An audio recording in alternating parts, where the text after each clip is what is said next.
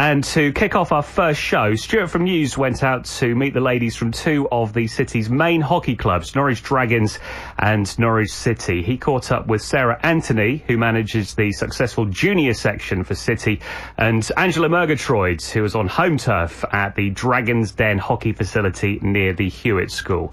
Stuart started off by asking Angela about the history of hockey here in the city. I know that sport's been played certainly through our history in the Dragons Hockey Club since before 1908. I think they've been playing it. Yeah, it's been around a long time. I think to start with it was a men's side, then ladies joined in, and then it's grown and grown. I know our youth side since about 2009 has gone from just a handful of players to over 250 youth players on our books.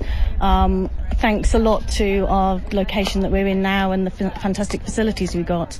I understand that there has been nationally a growth in the game. I presume that's been reflected in East Anglia as well.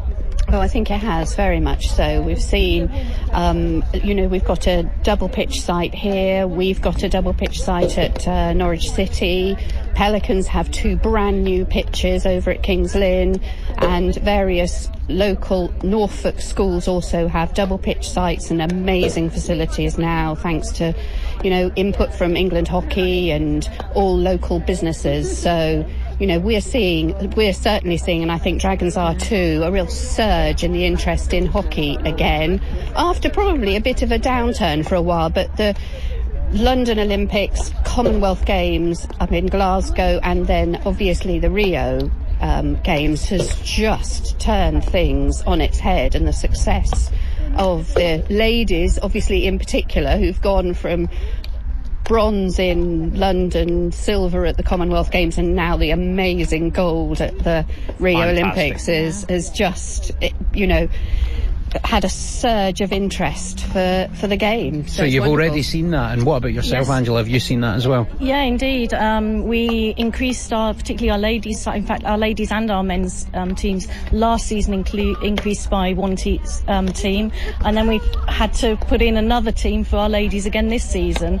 So we've gone from being a regular 3-team club, we've gone right up to being an 8-team club this season. So it's just an incredible growth of the number of players.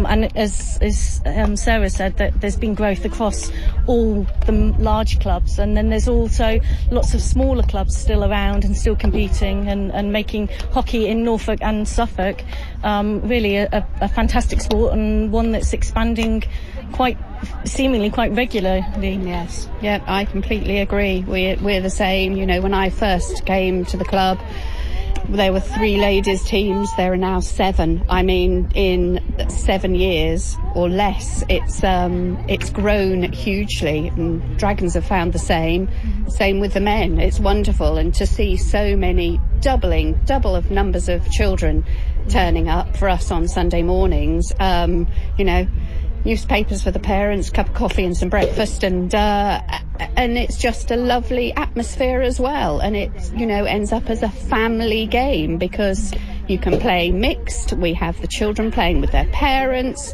How many team games can you play that can involve such a diversity of age, sexes? I mean, it's really wonderful to see all of that. The second part of Stuart's interview from the Dragons Den will feature on next week's show. He'll be speaking to 2 people, a young up-and-coming hockey star of the future, 14-year-old Lara Taylor, who aspires to follow in the footsteps of the British ladies who were successful in Rio, and Charlie Farrow, who looks after things in East Anglia on behalf of England Hockey. We'll catch up with them on next week's show. Next this evening, we are Rio bound. We're going to hear from Jonathan Drain, Norwich lad, flying the flag in Rio at the moment.